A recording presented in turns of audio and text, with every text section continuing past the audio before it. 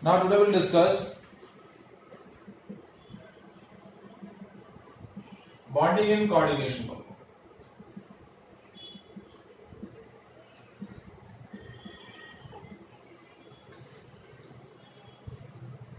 Now, as according to the Werner's theory,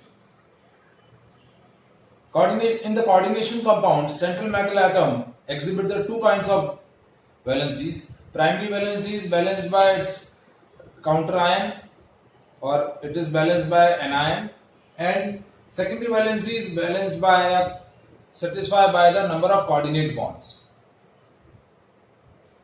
ठीक है, लेकिन लेटर ऑन कोऑर्डिनेशन कंपाउंड्स की बॉन्डिंग को तीन थ्योरीज के थ्रू एक्सप्लेन किया गया. पहली थ्योरी थी valence bond theory, second theory is crystal field theory, and third one is ligand field theory. ठीक है, हमें इस 12th स्टैंडर्ड के अंदर दो थ्योरीज डिस्कस करनी है. एक है आपका वैलेंस बॉन्ड थ्योरी और दूसरा हमें डिस्कस करना है क्रिस्टल फील्ड थ्योरी. ठीक है, तो ये दो थ्योरीज जो है वो हमें यहां 12th स्टैंडर्ड के अंदर डिस्कस करनी है. बाकी जो थ्योरीज हैं वो हमारे स्टैंडर्ड्स में नहीं है, हायर स्टैंडर्ड्स के सेक्शंस में आता है. ठीक है, तो सबसे पहले हम डिस्कस करते हैं bonding in the coordination compound which explain by valence bond theory, VBT.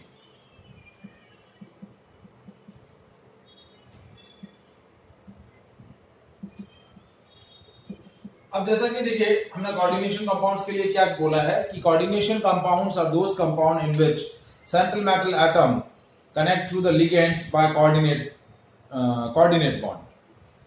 Central metal atom जो है वो लिगेंड्स के थ्रू कोऑर्डिनेट बॉन्ड के थ्रू कनेक्ट रहता है. अब लिगेंड क्या है? ऐसे स्पीसीज हैं, ऐसे चार्ज और न्यूट्रल मॉलिक्यूल है जो अपने lone pair of electron metal atom को डोनेट कर रहे हैं. वैकेंट मेटल एटम के पास क्या है? वैकेंट डी ऑर्बिटल है. उन वैकेंट डी ऑर्बिटल में लिगेंड अपनी loan pair of electron release कर रहे हैं और इस तरीके से मेटल एटम और लिगेंड के बीच में क्या फॉर्म हो रहा है? Loan pair of electron form. इसकी वजह से क्या फॉर्म हो रहा है? मेटल एटम और लिगेंड के बीच में कोऑर्डिनेट बॉन्ड फॉर्म हो रहा है. क्या फॉर्म हो रहा है? कोऑर्डिनेट बॉन्ड फॉर्म हो रहा है. तो बस उसी से रिलेटेड जो है इंफॉर्मेशन वैलेंस बॉन्ड थ्योरी के अंदर दिया गया. ये जो हमने इतना सारा डिस्कशन किया कि लिगेंड अपने lone pair of electron metal atom के जो वैकेंट डी ऑर्बिटल है उनमें वो डोनेट करता है. तो ये जो लॉजिक है, ये लॉजिक जो है वो किसका प्रपोज किया गया है? वैलेंस बॉन्ड थ्योरी के. ठीक है, so this theory is explain by polling. इस थ्योरी को डेवलप किया पॉलिंग ने और इस बेसिस पे, इस थ्योरी के बेसिस पे हम क्या करते हैं? जो सेंट्रल मेटल एटम है उसका हाइब्रिडाइजेशन क्या करते हैं? डिटरमाइन करते हैं. जैसा कि हमने डिस्कस किया है कि कोऑर्डिनेशन कंपाउंड जो है वो मेनली तीन ज्योमेट्रीज कंसिस्ट करते हैं: tetrahedral, square planar and octahedral. तो टेट्राहेड्रल में हाइब्रिडाइजेशन क्या होता है? sp3. स्क्वायर प्लेनर के अंदर dsp2 और ऑक्टाहेड्रल के अंदर sp3d, sp3d2 और या फिर d2sp3. तो डिपेंड करेगा कि कौन सा है.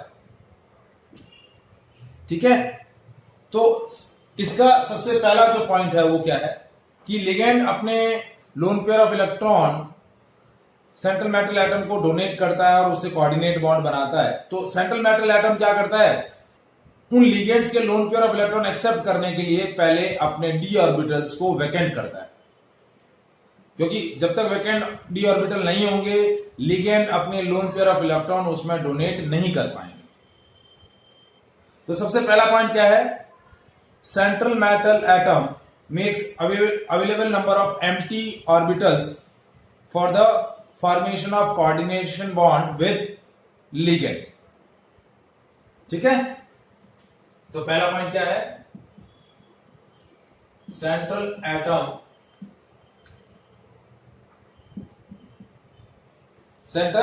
Metal atom makes available vacant orbital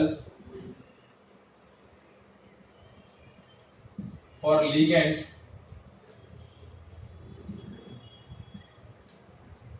to form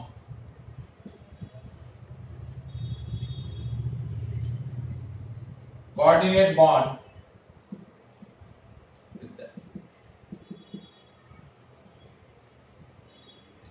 second point क्या होगा?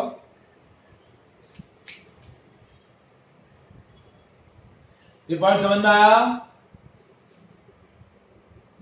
वंदन? Yes sir. ठीक है। अब जैसा कि हमने बोला कि सेंट्रल एटम जो है वो वैकेंट ऑर्बिटल अवेलेबल करवाएगा लिगेंड को। अब वो वैकेंट ऑर्बिटल क्या हो सकते हैं? कौन कौन से हो सकते हैं? एस, पी और डी। क्या कौन कौन से वैकेंट ऑर्बिटल हो सकते हैं? एस, पी और D. And that vacant orbitals, vacant S, P and D orbitals give a perfect set of hybridization. वो आपको क्या देंगे? परफेक्ट सेट ऑफ हाइब्रिडाइजेशन देंगे। कैसे? देखिए, यदि आउटर वाले एस, पी और डी ओवरलैपिंग में पार्टिसिपेट कर रहे हैं तो ऐसे कॉम्प्लेक्सेस को हम क्या बोलेंगे? Outer orbital complexes. जैसे फॉर एग्जांपल कि टेट्राहेड्रल ज्योमेट्री है और sp3 हाइब्रिडाइजेशन है, तो आउटर का s और आउटर के 3 p ऑर्बिटल्स ओवरलैपिंग करें, या क्या करेंगे? आउटर के 3 p और आउटर का एक s वैकेंट और क्या करेगा? अपने आप को वैकेंट इंडिकेट करेगा, तो उसमें लिगेंड अपने lone pair of electron donate करेंगे। यदि आउटर वाला एस, पी और डी यदि सारे वैकेंट है और वो क्या कर रहे हैं? हाइब्रिडाइजेशन में या फिर ओवरलैपिंग में पार्टिसिपेट कर रहे हैं। ओवरलैपिंग यहां क्या होगा? यहां ओवरलैपिंग होगी कि लिगेंड अपने लोन पेयर ऑफ इलेक्ट्रॉन को डोनेट करेंगे। मेटल एटम अपने वैकेंट डी ऑर्बिटल अवेलेबल करवाएंगे और लिगेंड उसमें अपने lone pair of electron donate करके कोऑर्डिनेट बॉन्ड बनाएगा। तो आउटर वाले यदि एस, पी और डी पार्टिसिपेट कर रहे हैं तो आउटर ऑर्बिटल कॉम्प्लेक्सेस जाएंगे। यदि इनर वाले एस, पी और डी पार्टिसिपेट कर रहे हैं, इनर वाले एस और पी तो नहीं होंगे, इनर वाला डी और आउटर वाला एस और पी यदि पार्टिसिपेट हो रहा है तो वो क्या बोला जाएगा? Inner orbital complexes. इनर वाला डी और आउटर वाला एस और पी तो होगा इनर ऑर्बिटल कॉम्प्लेक्सेस, और आउटर वाले ही एस, पी और डी ऑर्बिटल पार्टिसिपेट कर रहे हैं तो वो हो जाएगा आउटर ऑर्बिटल कॉम्प्लेक्स। ठीक है? Is it clear? और हाइब्रिडाइजेशन के बाद हाइब्रिड ऑर्बिटल, पहले हाइब्रिडाइजेशन होगा और उन हाइब्रिड ऑर्बिटल में लिगेंड अपने lone pair of electron donate करेंगे and that will give a definite geometry to the molecule. ठीक है? तो सेकंड पॉइंट है central atom can use appropriate number of atomic orbitals to give a perfect set of hybridization. अब atomic orbital जो हैं वो क्या हो सकते हैं? एस, पी और D.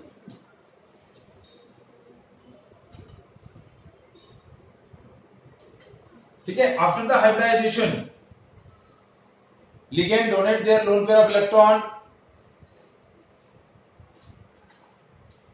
To hybrid orbitals and get overlap. Third point क्या होगा? Hybrid orbitals overlap with ligands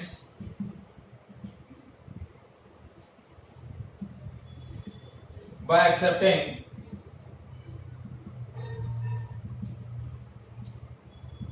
their lone pair of electron and form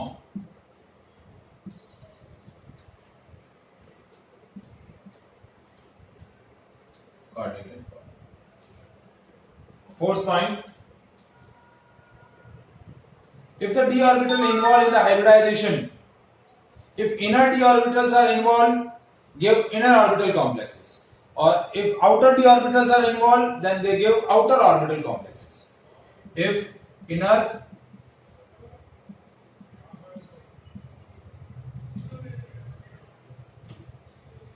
are involved in hybridization,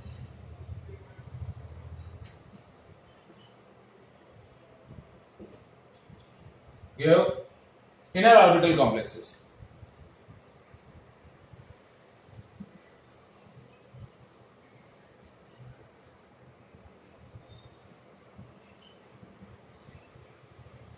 And if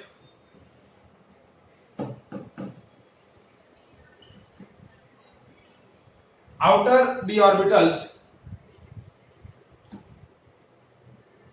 are involved,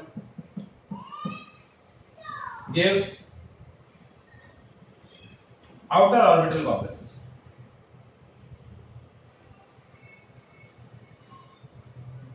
They give outer orbital complex. Is it clear? समझ में आया? अब हम तीनों type के complexes के बारे में डिस्कशन कर लेते हैं. Octahedral complexes, then tetrahedral complexes and square planar complexes. लेकिन यहां एक पॉइंट में यहां आपको जो डिस्कस करने वाला हूं वो क्या है कि वीबीटी के अंदर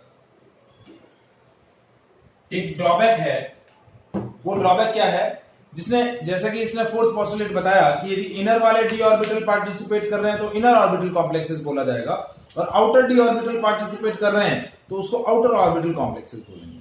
लेकिन किस कंडीशन में इनर वाले यूज होंगे और किस में आउटर वाले होंगे, that information, that logic is not given by valence bond theory. That logic given by crystal field theory. वो लॉजिक किसने दिया? क्रिस्टल फील्ड ने. उसने बोल दिया कि किस केस में उसने इनर वाला यूज कर लिया और किसी के केस के अंदर उसने आउटर वाला यूज कर लिया.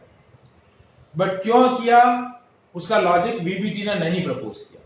कभी इनर वाले डी ऑर्बिटल वैकेंट करवा दिया और कभी आउटर वाले डी ऑर्बिटल वैकेंट करवा दिया.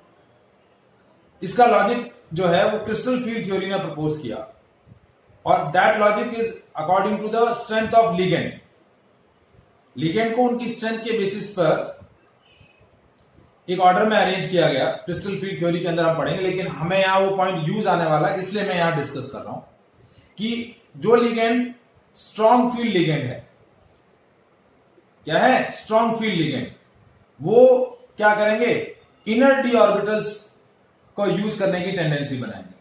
और जो वीक फील्ड लिगेंड है वो आउटर डी ऑर्बिटल्स को क्या करेंगे? यूज करेंगे. क्योंकि आउटर डी ऑर्बिटल्स पहले से खाली होते हैं, इनर वाले डी ऑर्बिटल खाली नहीं होते, उनमें पहले से कुछ इलेक्ट्रॉन रहते हैं, पेयर्ड या अनपेयर्ड. तो यदि स्ट्रॉन्ग फील्ड लिगेंड है तो स्ट्रॉन्ग फील्ड लिगेंड्स क्या करते हैं? इनर डी ऑर्बिटल्स को यूज करते हैं, और जो वीक फील्ड लिगेंड्स होते हैं वो आउटर वैकेंट डी ऑर्बिटल्स को यूज करते हैं. तो अब हमें पता होना चाहिए कि जब आपका मॉलिक्यूल दे रखा है, कोऑर्डिनेशन कंपाउंड दे रखा है, तो उसमें आपको पता होना चाहिए कि कौन सा स्ट्रॉन्ग फील्ड लिगेंड और कौन सा वीक फील्ड लिगेंड है जब हम उसकी ज्योमेट्री डिस्कस कर रहे हैं, जब उसकी बॉन्डिंग डिस्कस कर रहे हैं. तो क्रिस्टल फील्ड थ्योरी के अंदर आपको लिगेंड्स की एक सीरीज दी गई है. उस सीरीज के अंदर लिगेंड्स को उनकी स्ट्रेंथ के बेसिस पे अरेंज किया है, और वो जो सीरीज है वो सीरीज बोली जाती है स्पेक्ट्रोकेमिकल सीरीज. क्या बोलते हैं उसको? Spectrochemical series.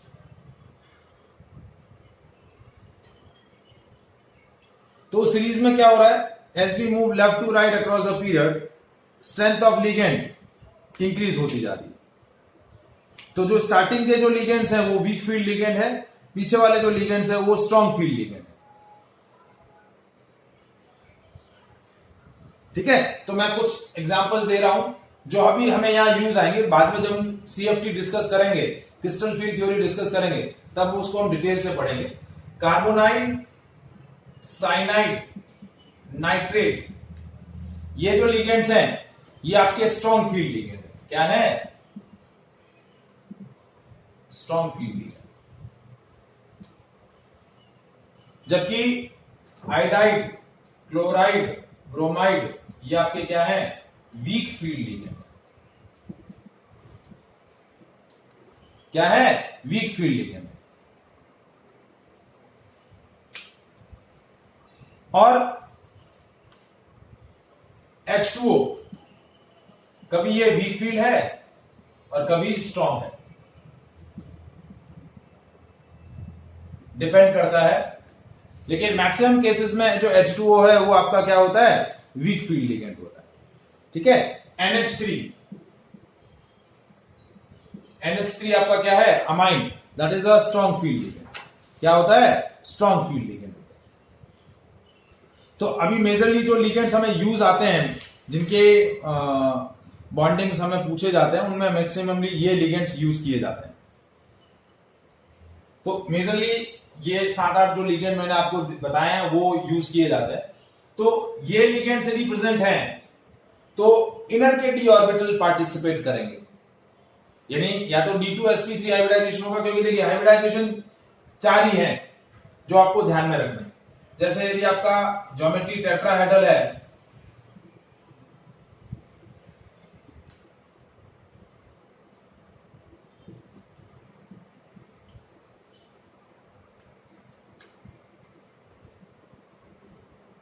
यदि आपकी ज्योमेट्री टेट्राहेड्रल है तो sp3, तो यहां तो डी यूज ही नहीं हो रहा है। स्क्वायर प्लेनर है तो DsP2, ठीक है। और ऑक्टाहेड्रल है तो या तो D2sp3 होगा या फिर sp3d। अब इन दोनों में देखिए, यदि आपका टेट्राहेड्रल या स्क्वायर प्लेनर है मॉलिक्यूल का ज्योमेट्री, तो लिगेंड 4 होंगे, और ऑक्टाहेड्रल है तो लिगेंड 6 होंगे। क्या होंगे? 6 लिगेंड होंगे। तो लिगेंड को देखकर भी हम ज्योमेट्री बता सकते हैं, लेकिन हाइब्रिडाइजेशन का लॉजिक लिगेंड के टाइप पे पता चलेगा। यदि स्ट्रॉन्ग फील्ड लिगेंड हुआ तो D2sp3 होगा, और वीक फील्ड लिगेंड हुआ तो sp3d2 हुआ। Is it clear? आया समझ में?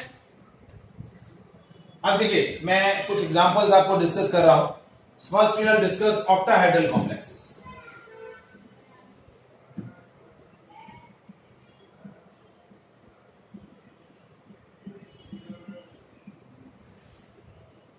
सबसे पहला मॉलिक्यूल है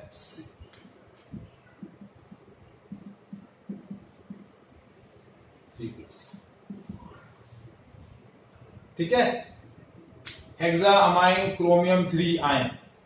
ठीक है, तो सेंट्रल एटम आपका कौन सा है?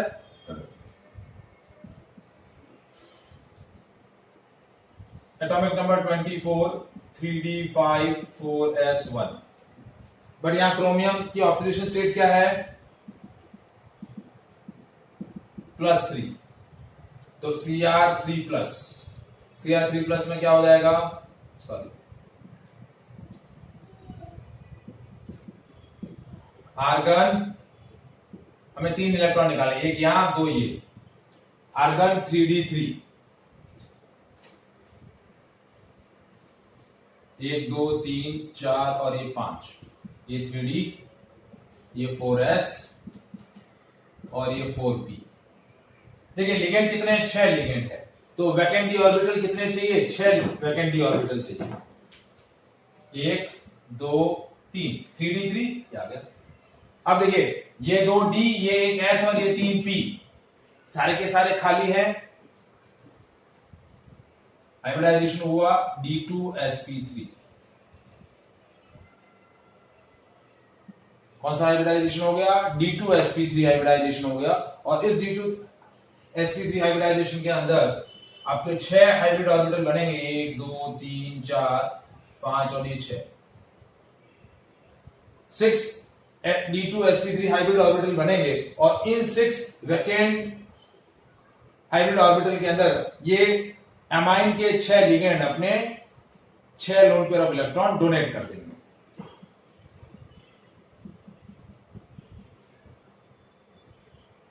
और ये आपका मॉलिक्यूल का शेप कैसा हो जाएगा? ऑक्टाहेड्रल। तो शेप ज्योमेट्री कैसी हुई? ऑक्टाहेड्रल, और हाइब्रिडाइजेशन हुआ D2sp3। क्या हुआ, D2sp3।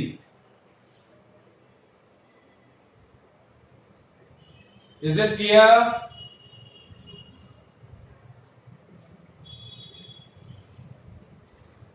वंदन, समझ में आया?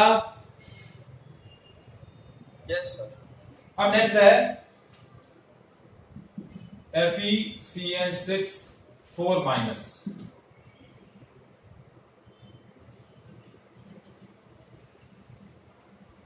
अगेन 6 लिगेंड है, सेंट्रल एटम है आपका iron, atomic number 26, 3d6 4s2। Oxidation state iron का क्या होगा इसके अंदर, देखिए x minus 6 is equals to minus 4, x is equals to plus 2, plus 2 oxidation state है। तो Fe2 plus, Fe2 plus का इलेक्ट्रॉनिक कॉन्फ़िगरेशन आर्गन 3d6। क्या हो गया, आर्गन 3d6। 1 2 3 4 और ये 5, ये 3d, ये 4s, ये 4p। 1 2 3 4 5 और ये 6। अब क्या हो रहा है, ये 4d भी खाली है, 1 2 3 4 और ये 5, ये 4d अवेलेबल है। लेकिन क्या होगा, ये स्ट्रॉन्ग फील्ड लिगेंड है, ये स्ट्रॉन्ग फील्ड, ये लॉजिक वीबीटी का नहीं है, ये लॉजिक वीबीटी का नहीं है।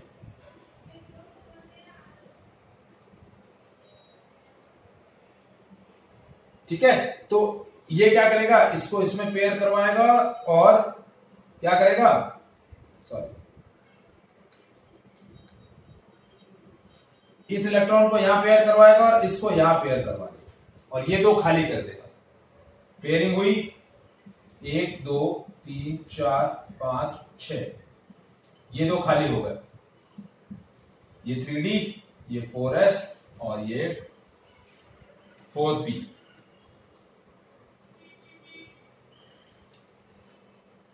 अब ये d के दो, 4s का एक और p के 3, आयोडाइजेशन हुआ D2sp3।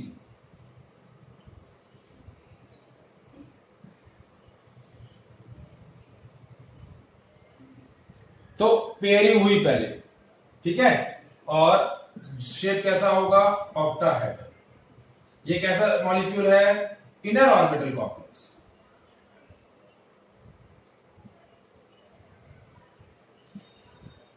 ठीक है, सारे के सारे इलेक्ट्रॉन पेयर्ड है, क्या है, पेयर्ड है।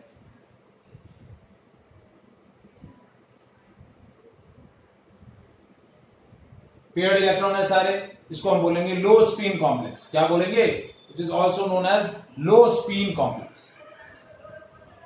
आया समझ में?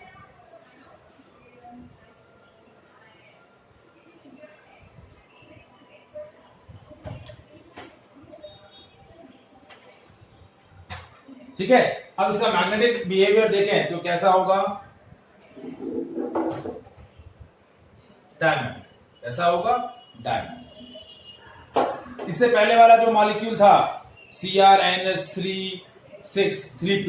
उसमें 3 अनपेयर्ड इलेक्ट्रॉन थे, तो 3 अनपेयर्ड इलेक्ट्रॉन है, सो दैट इज पैरामैग्नेटिक। वो कैसा होगा, पैरामैग्नेटिक। और 3 अनपेयर्ड इलेक्ट्रॉन थे तो वो क्या होगा, उसकी स्पिन ज्यादा होगी, वो हाई, वो भी क्या होगा, उसके अंदर भी स्ट्रॉन्ग फील्ड लिगेंड था तो वो भी लो स्पिन होगा। जब भी आपका स्ट्रॉन्ग फील्ड लिगेंड होगा तो वो लो स्पिन कॉम्प्लेक्स बोला जाएगा। क्या बोला जाएगा, लो स्पिन कॉम्प्लेक्स। पेयर्ड इलेक्ट्रॉन है तो डायमैग्नेटिक, अनपेयर्ड इलेक्ट्रॉन है तो पैरामैग्नेटिक। Is it clear?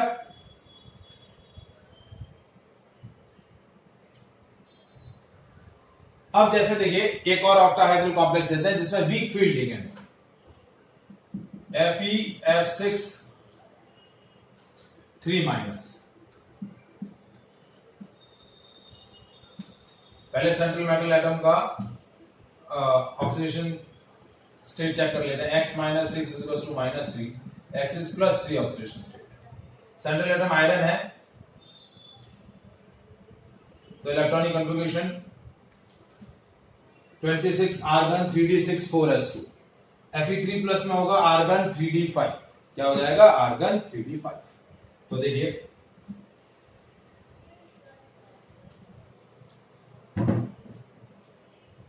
1 2 3 4 5, 1 2 3 4 और 5, ये 3d 4s 4p 4d। अब इसके पास 6 लिगेंड है, 6 वैकेंट डी ऑर्बिटल चाहिए, लेकिन ये लिगेंड जो है वो वीक फील्ड लिगेंड है, तो ये अनपेयर्ड इलेक्ट्रॉन को पेयर करने के लिए बाइंड नहीं करेगा, पेयरिंग नहीं होगी डी ऑर्बिटल में इलेक्ट्रॉन की, तो ये खाली नहीं हो पाएंगे, तो ये आउटर वाले 6 हाइब्रिडाइजेशन में पार्टिसिपेट करेंगे। हाइब्रिडाइजेशन क्या हो जाएगा sp3d2 हाइब्रिडाइजेशन। और इन 6 वैकेंट डी ऑर्बिटल में 6 लिगेंड अपने lone pair of electron donate कर देंगे। ठीक है, तो ज्योमेट्री अगेन वही ऑक्टाहेड्रल है, हाइब्रिडाइजेशन sp3d2 है। ये कैसा कॉम्प्लेक्स हो गया outer orbital complex. It is also known as high spin complex, क्योंकि अनपेयर्ड इलेक्ट्रॉन ज्यादा है, तो कैसा होगा हाई स्पिन कॉम्प्लेक्स। ठीक है, और कैसा होगा पैरामैग्नेट, कैसा होगा पैरामैग्नेट। इज इट क्लियर, समझ में आया। तो वो जो कब आउटर वाला यूज हो रहा है और कब इनर वाला यूज हो रहा है, ये लॉजिक आपको क्रिस्टल फील्ड थ्योरी से यूज करना है। कौन से field ligand strong field ligand और कौन से लिगेंड वीक फील्ड लिगेंड। आया समझ में, any doubt.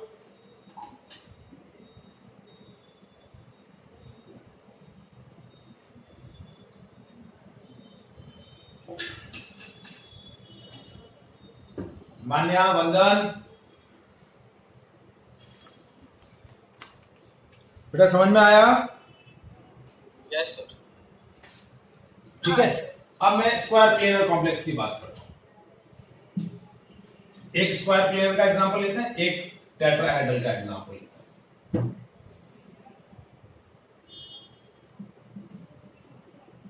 Square planar complexes, ठीक है, जैसे मैंने एग्जांपल लिया NiCN4 4 minus 2 minus 4 minus 2 minus. ठीक है, तो सेंट्रल एटम का oxidation state x minus 4 is equal to minus 2, x की वैल्यू प्लस 2, x की वैल्यू क्या है प्लस 2, तो निकल प्लस 2 ऑक्सीडेशन स्टेट में है। तो निकल का एटॉमिक नंबर 28, तो ये हो गया आर्गन 3d8 4s2। आ रहा है बेटा, समझ में आ रहा है ना। तो निकल 2 प्लस क्या हुआ आर्गन 3d8, क्या हुआ आर्गन 3d8। तो 1 2 3 4 5, 1 2 3 4 5 6 7 और यहां, ठीक है, ये S, ये 3p 4s 4p और ये 3d। अब ये स्ट्रॉन्ग फील्ड लिगेंड है। कौन सा लिगेंड है स्ट्रॉन्ग फील्ड। तो इलेक्ट्रॉन्स डी ऑर्बिटल के इलेक्ट्रॉन को पेयर करेगा। तो यहां से ये इलेक्ट्रॉन यहां आया, 1 2 3 4 5 6 7 8, ये खाली हो गया, ये 4s और ये 4p। अब हमें कितने वैकेंट ऑर्बिटल चाहिए 4, तो ये d, ये s और ये p2, 1 2 3 और ये 4।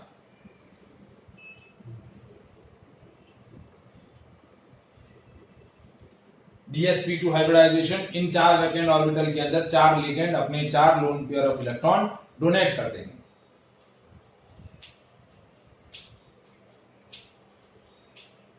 ठीक है, ज्योमेट्री स्क्वायर प्लेनर,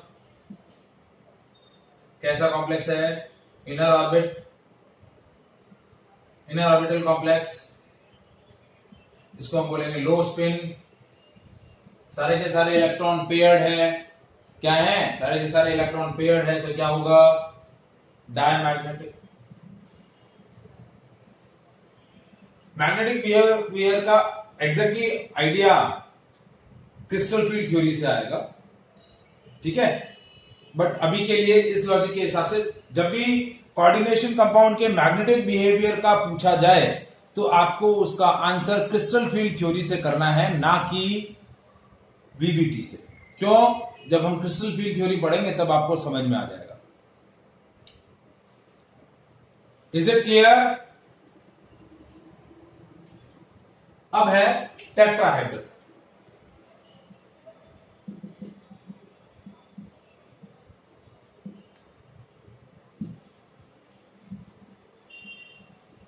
देखिए, NiCO4 tetra carbonyl nickel 0,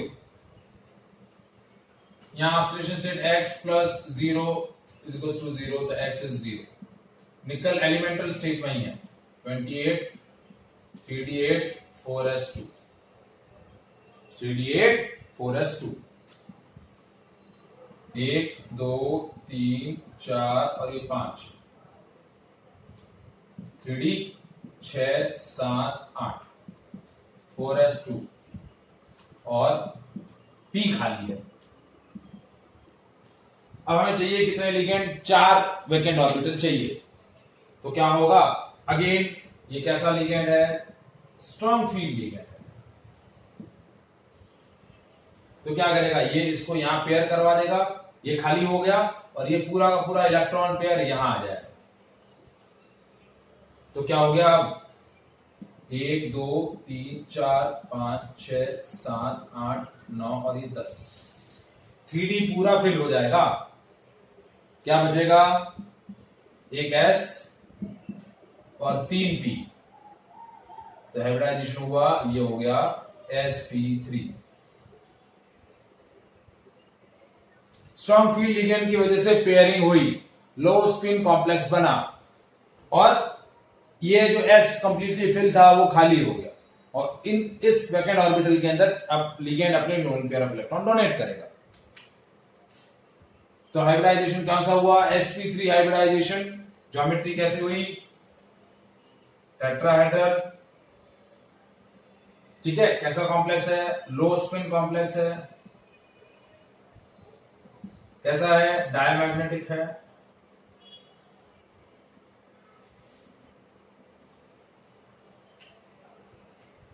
is it clear?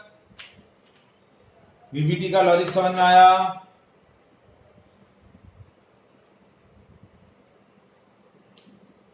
ठीक है। तो अब वीबीटी के जो ड्रॉबैक है वो क्या है?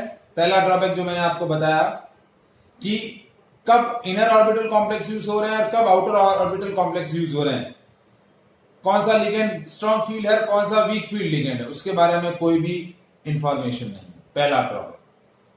Doesn't explain the detail magnetic behaviour of the complexes, magnetic behaviour complexes का नहीं एक्सप्लेन कर रहा है। तीसरा, does not explain the color of the compound, coordination compound colour क्यों है उसका लॉजिक भी वीबीटी के थ्रू एक्सप्लेन नहीं किया जाता, ठीक है। And it doesn't explain the optical activity of the coordination compound. ये 4 मेजर ड्रॉबैक है वीबीटी के। मेजर ड्रॉबैक तो यही है कि कब इनर ऑर्बिटल यूज हो रहा है और कब आउटर ऑर्बिटल यूज हो रहा है, तो उसके बारे में वो कोई भी इंफॉर्मेशन नहीं दे रहा। Is it clear?